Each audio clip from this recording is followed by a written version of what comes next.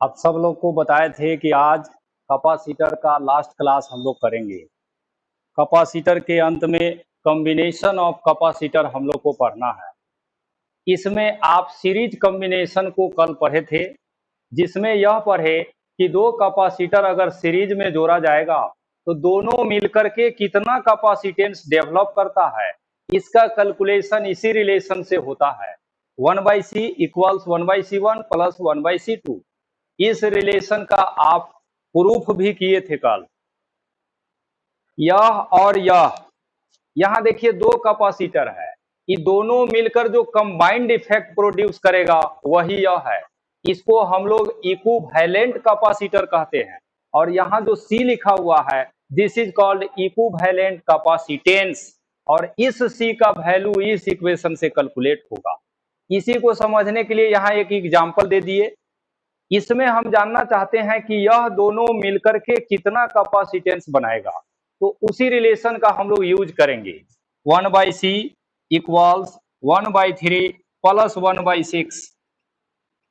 इसके बाद इस दोनों का एलसीएम लीजिएगा, 6 ही होगा। और यहाँ पर 2 + 1, और इसको सोल्व करिएगा तो यह होगा 1/2।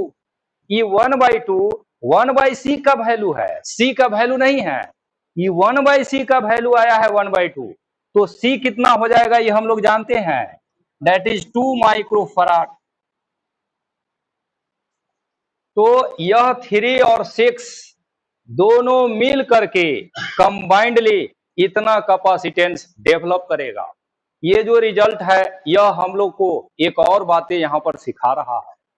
आप जो इक्विवेलेंट का वैल्यू निकाले हैं 2, यह 3 और 6 दोनों से कम है। जिस दो कैपेसिटर को आप सीरीज में जोड़े, इस दोनों के कैपेसिटेंस से यह कम आया है। इसीलिए हम लोग कहते हैं सीरीज कॉम्बिनेशन में इक्विवेलेंट कैपेसिटेंस का वैल्यू मिनिमम होता है, यानी सबसे कम होता है। इसी से आगे वहां पर देखिए, बहुत सारे कैपेसिटर को अगर सीरीज में जोड़ दिया जाए तब इक्विवेलेंट हम लोग ऐसे ही निकालेंगे। जितना रहेगा सब के रेसिप्रोकल का सम। नीचे वाले फिगर में देखिए, यह पहला कैपेसिटर, दूसरा, तीसरा, और यह जो देख रहे हैं यह n है। n कैपेसिटर को सीरीज में जोड़ा गया है और सब का कैपेसिटेंस Ca है। यहां पर भी इक्विवेलेंट हम निकालना चाहते हैं कि सब के कंबाइंड इफेक्ट से यह बना है। यह सिंबल का मीनिंग कल बताए थे, दिस इज इक्विवेलेंट। ऊपर वाले फिगर को सोल्व करके यह लाया गया है। इसका जो कैपेसिटेंस होगा इक्विवेलेंट, इसको हम लोग ऐसे लिखे हैं, CS सीरीज कॉम्बिनेशन का इक्विवेलेंट है। अब इसका वैल्यू क्या होगा हम लोग निकाल सकते हैं, यहीं से लिखेंगे 1/CS बराबर 1/C plus 1/C plus 1/C। यह पहला, ये दूसरा, तीसरा, चौथा से लेके यह का कितना है, nवा है, nth। Cn नहीं है, Ca है। समझ लीजिए, यहां भी Ca है, यह भी Ca है, यह भी Ca है, ये भी Ca है। गिनती जब किए, इसका काउंटिंग जब किए तो ये पहला था, ये दूसरा, तीसरा, ये nवा है। n का वैल्यू 5 भी हो सकता है, 50 भी हो सकता है। ये nवा कैपेसिटर है जिसका कैपेसिटेंस C है। सब का कैपेसिटेंस इक्वल है। तो यहां पर हम लोग को निकालना है,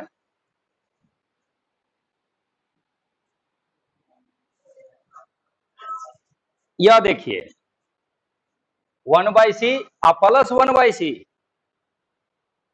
1/C प्लस 1/C, यानी ये दो गो टर्म है। अगर इसको जोड़ेंगे तो कितना आएगा, ये दोनों को ऐड करेंगे तो कितना आएगा, 2/C। अगर 3 बार रहता 1/C plus 1/C plus 1/C, तब कितना आता, और यहां पर ऐड करेंगे तो कितना आएगा, नहीं पता चल रहा है? ये पहला, दूसरा ये अनवा टर्म है, इसलिए हम लोग लिखेंगे N by C. N by तो सी। सी एस जब निकाला जाएगा सी एस, तो यह बराबर हो जाएंगे सी बाई एन की। अगर बहुत सारे कैपेसिटर जिसके सभी के कैपेसिटेंस का वैल्यू इक्वल रहे और सीरीज में जोड़िएगा तो इक्विवेलेंट यही आता है। यह सीरीज कॉम्बिनेशन के लिए आप लिखे हैं, वहीं पर इसको लिख लीजिए और सीरीज कॉम्बिनेशन अब समाप्त हो गया।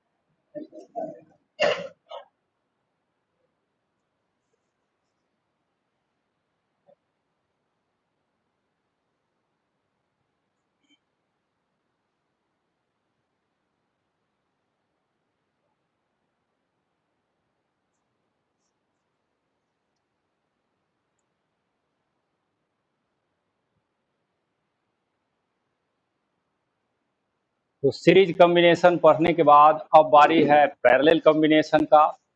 पैरेलल होता क्या है ये कल ही आप पढ़ चुके थे। पैरेलल कॉम्बिनेशन में V का वैल्यू कांस्टेंट होता है। प्लस प्लेट सभी कैपेसिटर का एक जगह और माइनस प्लेट दूसरे जगह कनेक्टेड होता है।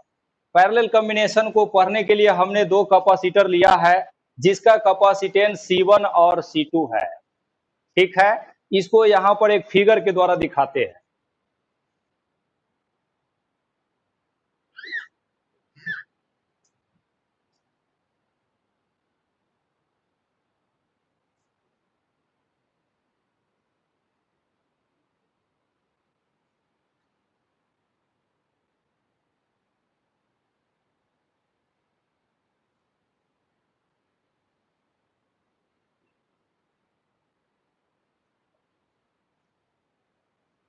ये जो नीचे बना है यह कैपेसिटर नहीं है, यह सेल है या बैटरी है। इससे इलेक्ट्रिक चार्ज सप्लाई किया जाता है।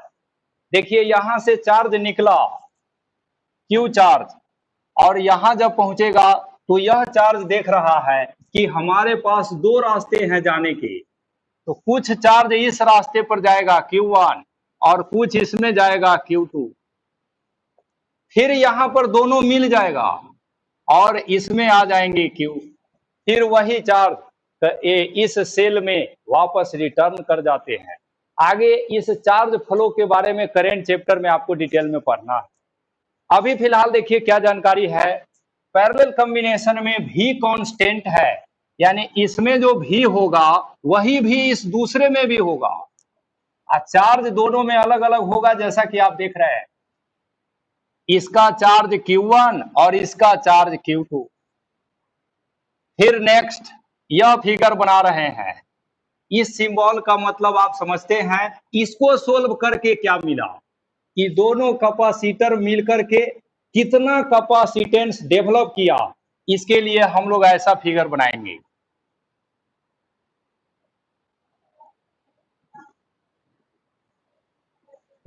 यह वह कैपेसिटर है जो इस दोनों के कंबाइंड इफेक्ट को रिप्रेजेंट करता है। इसका कैपेसिटेंस C कितना होगा यह हम लोग को निकालना है। इसको हम लोग इक्विवेलेंट कैपेसिटर कहेंगे और इसके C के वैल्यू को इक्विवेलेंट कैपेसिटेंस कहते हैं। आगे देखिए, पैरेलल कॉम्बिनेशन में भी कांस्टेंट है तो इसका भी VA होगा। बैटरी से कुल चार्ज Q मिला था तो यहां का चार्ज हम लोग Q लिखेंगे। अब आगे देखिए, यहीं से हम लोग इसको डेरिवेशन ऐसे करेंगे, टोटल चार्ज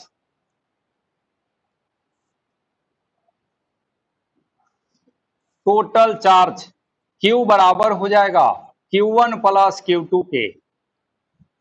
हम लोग जानते हैं सिंस किसी भी कैपेसिटर का चार्ज बराबर होता है CV के, इस पहला कैपेसिटर का चार्ज Q1 कितना होगा C1 भी, और Q2 हो जाएगा आपका C2 भी।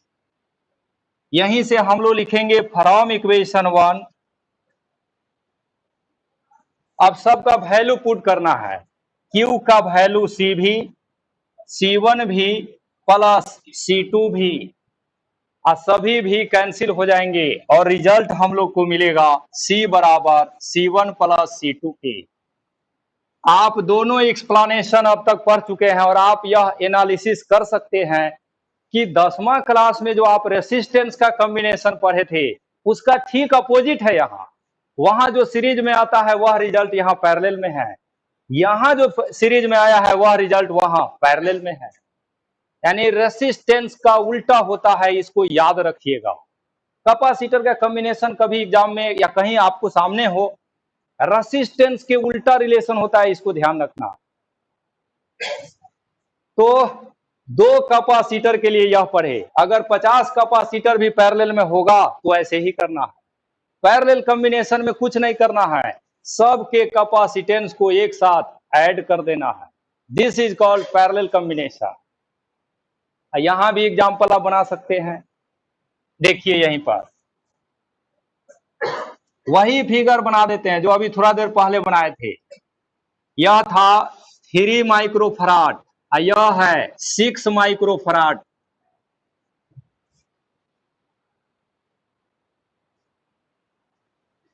अब ये दोनों मिला के टोटल कितना होगा। पैरेलल कॉम्बिनेशन में कुछ नहीं करना है, सीधे जोड़ देना है। तो C बराबर हो जाएगा 9 माइक्रोफराड। सीरीज में इसी दोनों को जब सीरीज में जोड़े थे तो कितना आया था, 2 आया था। यानी वह 2 3 से भी कम था, 6 से भी कम था। आज पैरेलल में अब जोड़े हैं तो देख लीजिए यह 9 आया है, यह 3 से भी बड़ा है, 6 से भी बड़ा है। इसीलिए हम लोग कहते हैं सीरीज कॉम्बिनेशन में कैपेसिटेंस घट जाता है, पैरेलल कॉम्बिनेशन में बढ़ जाता है। कैपेसिटेंस का वैल्यू पैरेलल कॉम्बिनेशन में मैक्सिमम होते हैं, सीरीज कॉम्बिनेशन में मिनिमम होते हैं। वहीं पर ये सब लिख लीजिए, स्क्रीनशॉट ले लीजिए और इसी के नीचे लिखना है।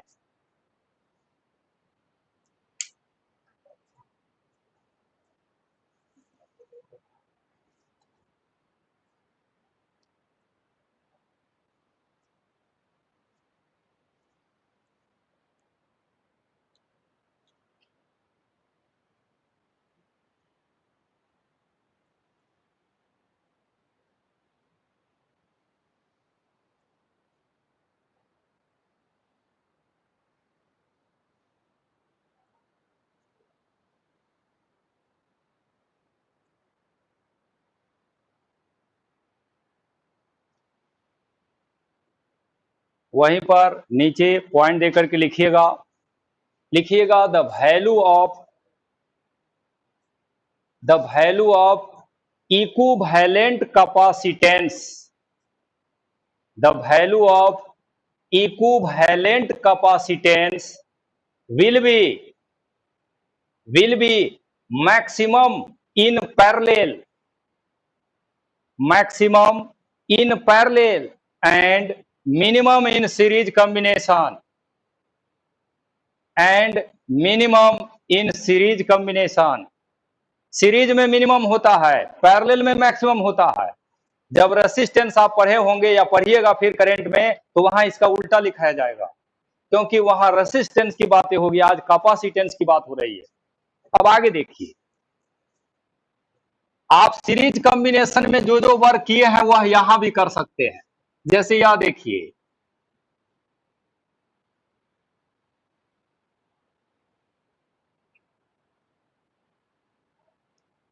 ये सब जो देख रहे हैं ये सब पैरेलल में जोड़ा हुआ है।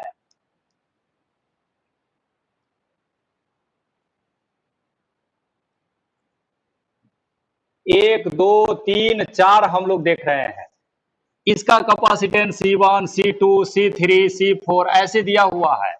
तो इक्विवेलेंट निकालना होगा तो कुछ नहीं करना है, सीधे ऐड करना है। C1 plus C2 plus C3 plus C4, जितना रहेगा सिंपली ऐड करते चले जाइए। पैरेलल में रेसिप्रोकल नहीं लेना है, सीरीज में रेसिप्रोकल। आगे देखिए,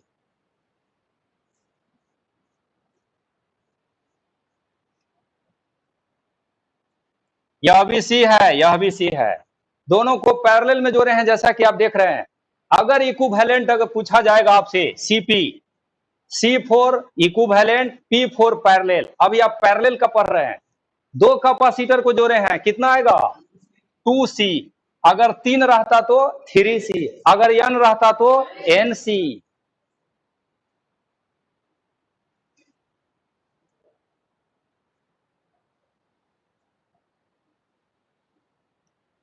सी सी सी, ये पहला है, दूसरा है ई अनमा है nth। यहां पर अगर इक्विवेलेंट निकालेंगे तो सीपी बराबर हो जाएगा एनसी की, जहां सीपी का मतलब है इक्विवेलेंट कैपेसिटेंस ऑफ पैरेलल। बाद में भी याद रहे इसके लिए लिख लीजिएगा यहां पर, equivalent capacity of parallel combination.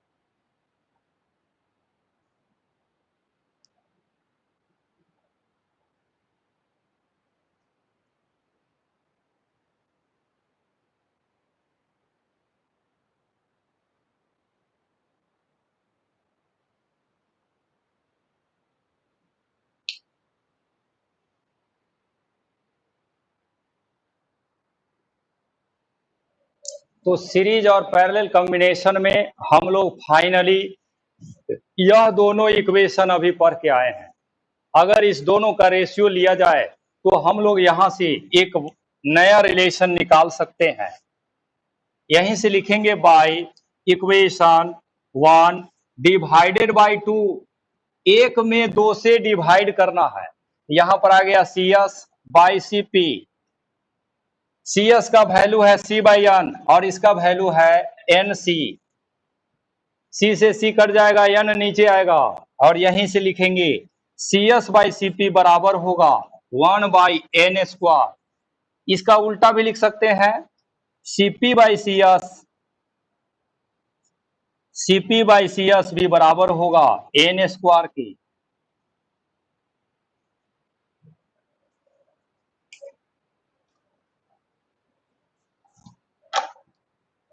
यह था series and parallel combination of capacitor, जिसको हम लोग पढ़ चुके हैं।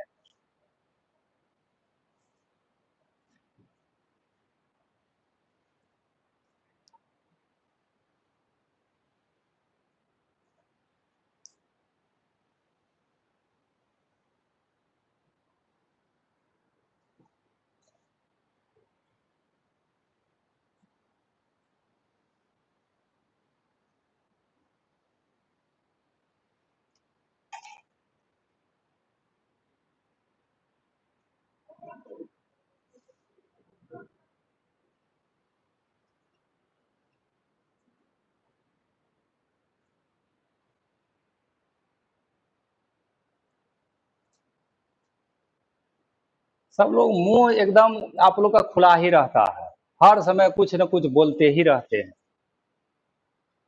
इसी सब आदत के कारण आप लोग कमजोर स्टूडेंट हो जाते हैं।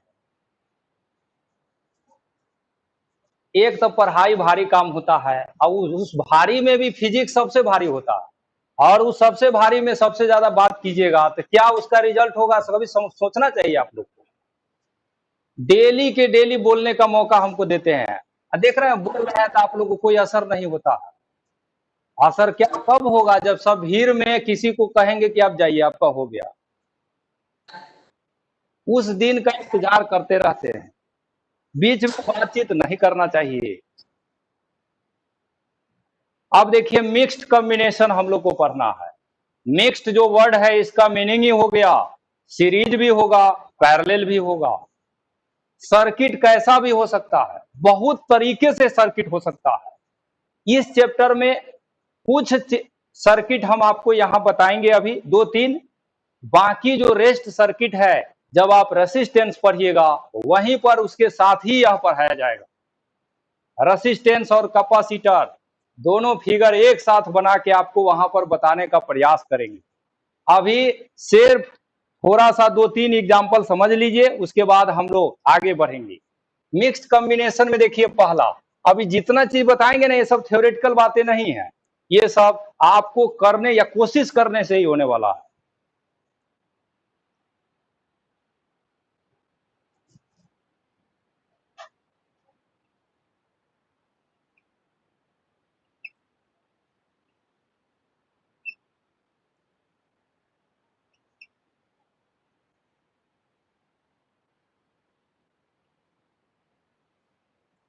यह एक सर्किट आप देख रहे हैं, ऐसा सर्किट जब रहेगा तो समझ जाइएगा कि यह मिक्स्ड है। इसमें क्या हो रहा है सो देखिए, ऊपर वाला तीनों सीरीज में है, बीच वाला दोनों भी सीरीज में है। जो आपको दिखाई दे दिया ना उसका काम कर दीजिए, उसमें विलंब मत कीजिए। आप जान गए हैं कि यह तीनों सीरीज में है तो सोल्व कर ही लीजिए। देखिए कैसे ये तीनों मिला के एक ही बन जाएगा, और आप ही से पूछ रहे हैं इसका वैल्यू कितना होगा, C/3, क्योंकि सीरीज में है। फिर देखिए यह दोनों मिलके कितना बन जाएगा, C/2, और नीचे तो अकेले वह है वह C ही रहेगा। अब देख लीजिए यह तीनों किसमें है, पैरेलल में है। इक्विवेलेंट निकालना होगा, पैरेलल में तो सीधे जोड़ना रहता है, C/3 plus C/2 plus C। इतना आसानी से ये सब वर्क होते हैं। यही फिगर बोर्ड एग्जाम में अगर गलती से भी प्रिंट हो गया तो इसका क्या महत्व होता है सो आप समझते हैं। लगेगा कि कहां से आया है, 10वें क्लास में का था कि 12वां के बाद के क्लास का है। मतलब आता हुआ भी आप भारी उसको बना लेते हैं। सच बात यही है, हंसना है हंस लीजिए, सच्चाई यही है, आता हुआ गलती कर लेते हैं आप लोग। अभी ये नहीं बनाए थे तो ये देख के लगा हुआ कि तो बहुत बड़ा हो रहा है, क्या होने वाला है। देखिए कितना आसानी से वर्क हो गया।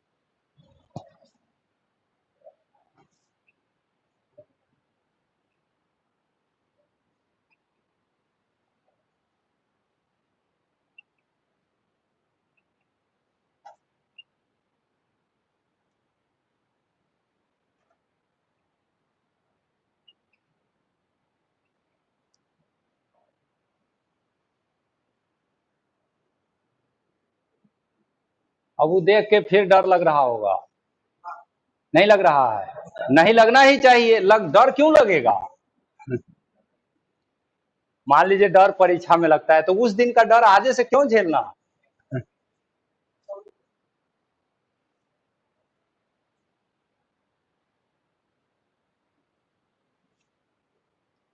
यह पॉइंट ए है, यह बी है। Find equivalent capacitance between. Point भी बहुत महत्वपूर्ण होता है, किस पॉइंट का निकालना है सो यहां पर ए और बी के बीच का इक्विवेलेंट आपको निकालना है। कितना हो जाएगा, 3/2c। सही है। यहां पर देखिए आप कैसे काम करिएगा। क्वेश्चन एक ही है लेकिन इसमें सीखने के लिए आपको बहुत सारी बातें होता है, सब स्टेप को सीखना चाहिए। सबसे पहली बात यहां पर एक चीज बता रहे हैं, समझ लीजिए। ई लाइन है, इसमें एक कैपेसिटर ऐसे जोड़ा गया है, यहां के पॉइंट का नाम अगर ए है तो यहां के पॉइंट का भी नाम ए होगा, यहां भी ए होगा, यहां भी ए ही होगा। इस बात को हमेशा ध्यान रखिएगा। सब पॉइंट ए लिखने का मतलब क्या है, यहां का वोल्टेज 2 वोल्ट है तो यहां भी 2 वोल्ट, यहां भी 2 वोल्ट, यहां भी 2 वोल्ट। सब जगह सेम पॉइंट लिखने का मीनिंग है सब जगह पोटेंशियल सेम होगा। फिर आगे देखिए, इसका इस पॉइंट का नाम यम है, कोई कैपेसिटर नहीं लगा हुआ है तो इसका मतलब यह भी पॉइंट एम में होगा। इस बीच में कहीं भी आप लीजिएगा सब एम ही होगा। अगर कैपेसिटर आप लगा देते हैं ऐसे तो यहां तक के सभी पॉइंट आपका यम होगा, लेकिन इसके बाद का पॉइंट अलग होगा क्योंकि कैपेसिटर के पास करने पर पोटेंशियल बदल जाते हैं। ये सब जो बता रहे हैं आपको ऐसे सर्किट को सोल्व करने का सिंपलेस्ट माध्यम है, उसको बताने का हम प्रयास कर रहे हैं। अब ये जो हम बता रहे थे इसी को सीखने अब उस फिगर में चलते हैं। इस कंसेप्ट को याद रखिएगा, रेसिस्टेंस में भी ऐसा हम आपको बताएंगे। सब जगह रूल के अनुसार काम कीजिएगा ना तो बहुत समय लगता है, कहीं कहीं शॉर्टकट मेथड अपनाना पड़ता है, वह जरूरी भी होता है और मजबूरी भी होता है क्योंकि हर समय हम लोग के पास उतना टाइम होता नहीं है, खास करके एग्जाम में तो टाइम का बहुत महत्व होता है। तो यहां देखिए इस पॉइंट का नाम ए दिया है तो इससे नीचे जब हम आएंगे तो कहीं पर कैपेसिटर नहीं लगा है, इसका मतलब यह पॉइंट भी आपका ए ही है। इस पॉइंट का नाम बी दिया है तो यह भी आपका बी ए है। फिर देखिए यह अनर्थ नहीं सोचिएगा कि यह बी है तो सर बोले थे कि यह भी बी ए हो जाएगा, ऐसा अनर्थ नहीं करना है क्योंकि इस बीच में आप दो कैपेसिटर को पार कर रहे हैं। कैपेसिटर को पार करेंगे पोटेंशियल बदल जाएंगे, सेम पॉइंट होना या ना होना सिर्फ पोटेंशियल को रिप्रेजेंट करता है। चलिए नेक्स्ट, अब इस पूरे सर्किट में आप दो ही पॉइंट देख रहे हैं, एक पॉइंट का नाम ए है और दूसरा का नाम बी है, तीसरा कोई पॉइंट दिखाई नहीं दे रहा। तो आप उस दोनों को बना लेंगे, जैसे हम यहां पर ए बनाए और यहां पर बी बनाए हैं। ए और बी के बीच में जो जो है सबको जोड़ दीजिए। जैसे यह है, ये दोनों सीरीज में हम लोग को पता है, दोनों मिलके कितना होगा C/2, तो इसको ऐसे जोड़ दिए, यह हो गया C/2। ई दोनों को भी देखिए, ए और बी ए के बीच में है, यह भी सीरीज में है, यह हो जाएगा C/2। और ऊपर वाला दोनों को देख लीजिए, यह भी ए और बी के बीच में है, तो यह भी आपका हो जाएगा C/2। अब हम लोग देख रहे हैं कि यह तीनों पैरेलल में हैं, इसीलिए पैरेलल में हम लोग सीधा ऐड करते हैं, जैसे यहां किए थे वहीं पर इसको बना लीजिए। ये लैंग्वेज में लिखाया नहीं जाता है कि हम आपको स्टेटमेंट में लिखाएंगे कि ऐसा लाइन खाली रहेगा तो सबका नाम ए रख देंगे।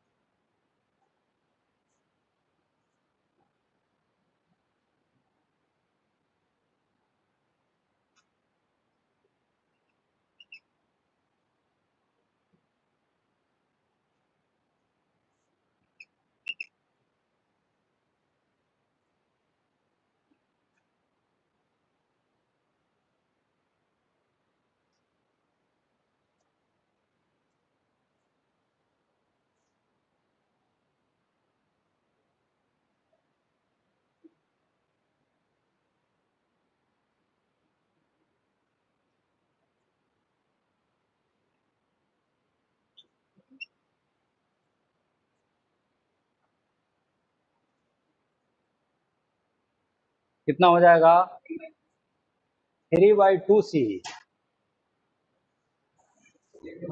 इसका बोल रहे हैं कि इसका नहीं, वो सही नहीं है, इसका आंसर होगा 3C।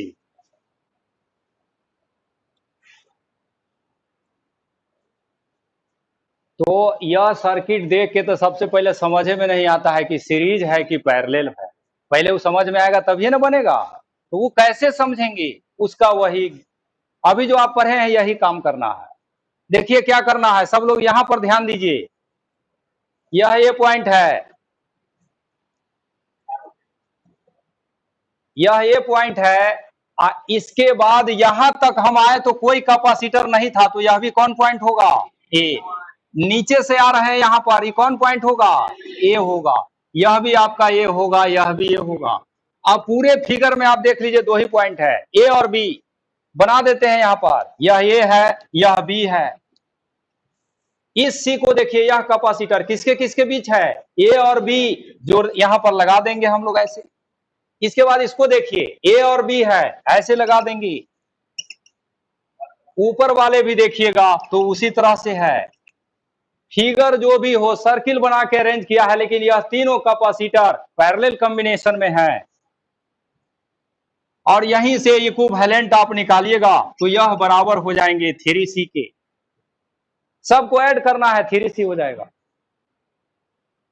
एक जो ट्रिक अभी बताए हैं कि पॉइंट लेने का, ये अगर आप जान लीजिएगा तो ऐसा सर्किट सब बहुत आसानी से बनेगा।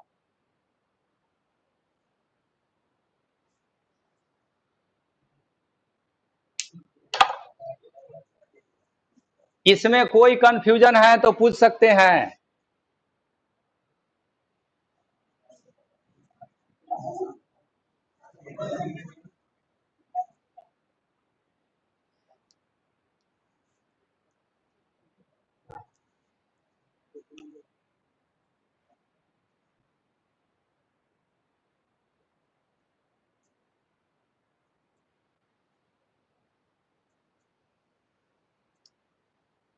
यह फिगर भी बन गया। अब उम्मीद करते हैं कि आप लोग ऐसा अब अपने सामने टिकने नहीं दीजिएगा, जब भी आएगा आउट कर दीजिएगा।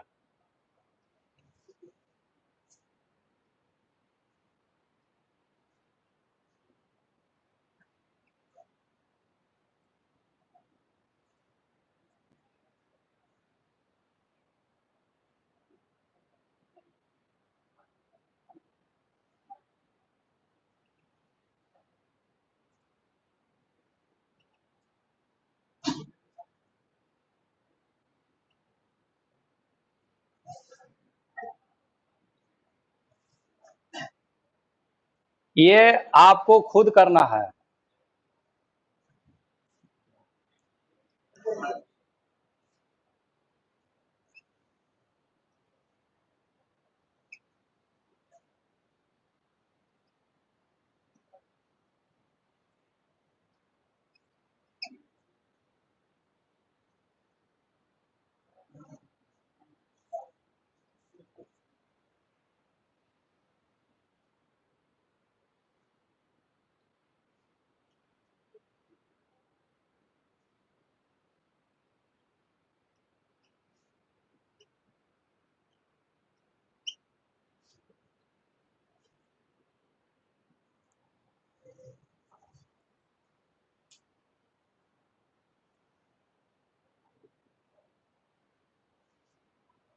ये जो है ना बहुत हल्का है, इसको थोड़ा भारी भी बनाया जा सकता है।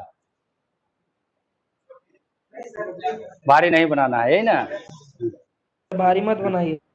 भारी मत बनाइए। देखिए ऑनलाइन से भी आवाज आ रहा है, भारी मत बनाइए। इतना सब लोग, हाँ क्या बोले ऑनलाइन वाले? तो कह रहे थे कि इतना सब लोग इस बार मेहनत से डर रहे हैं।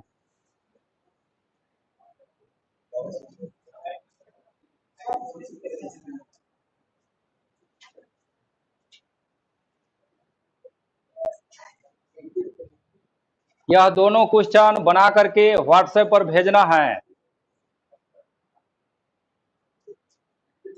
कैपेसिटर एक तरह से समाप्त हो गया है, दूसरे तरह से नहीं समाप्त हुआ है। दूसरा तरह क्या क्या है वो भी जान लीजिए। जैसे अभी कैसे कर रहे हैं, सर भारी वाला छोड़ दीजिए। आप अगर भारी वाला सिर्फ पढ़ाए हम, तो एक क्लास हमको और लगेगा जिसमें सिर्फ कॉम्प्लिकेटेड सर्किट का ही पढ़ाई होता है। अभी छोड़ रहे हैं, इससे कोई परेशान नहीं होइएगा, क्योंकि जब रेसिस्टेंस पढ़िएगा वहां आपके कहने से भी हम नहीं छोड़ेंगे, क्योंकि वहां पर किरचॉफ्स लॉ पढ़ना है। किरचॉफ्स लॉ कॉम्प्लिकेटेड सर्किट में ही यूज होता है। यहां पर का सफर हम लोग का यहीं तक था। इसमें एक और केस आता है, parallel plate capacitor with compound dielectric. क्या हम बोले हैं इसका मतलब समझ लीजिए। यह एक पैरेलल प्लेट कैपेसिटर है, इसमें प्लस चार्ज है, इसमें माइनस चार्ज है। इसके बीच में हम लोग डाई इलेक्ट्रिक रख देते हैं, तो इसका कैपेसिटेंस क्या होगा ये पढ़ चुके हैं। बता क्या रहे हैं यह जान लीजिए। पैरेलल प्लेट कैपेसिटर के दोनों प्लेट के बीच में अगर दो दो डाई इलेक्ट्रिक रख दिया जाएगा तो क्या होगा? जैसे एक यह और दूसरा यह K1 यह K2 या एप्सिलॉन R1 एप्सिलॉन R2, दो दो डाई इलेक्ट्रिक रखने पर क्या होता है? ये सब थोड़ा सा कॉम्प्लिकेटेड होता है, जो आपके सिलेबस में पढ़ना है। ये नहीं कि नहीं पढ़ना है, ये पढ़ना है। इसको भी आने वाले समय में हम आपको पढ़ाएंगे। अब बोल दिए हैं तो पढ़ाएंगे। जैसे संडे के संडे आपको पढ़ाते हैं, उस दिन जनरल क्लास नहीं करके ऐसा ही क्लास सब कराएंगे, जिसमें आपको हर चैप्टर में जो छोटे छोटे टर्म छूट गए हैं वो सबको बताया जा सके। ठीक है, तो आज यहीं पर समाप्त हो रहा है। यह वाला क्लास जो है, ये जो बनाए हैं, इसी संडे के दिन यह क्लास अरेंज करेंगे हम। उस दिन यही केस सिर्फ पढ़ाएंगे ही।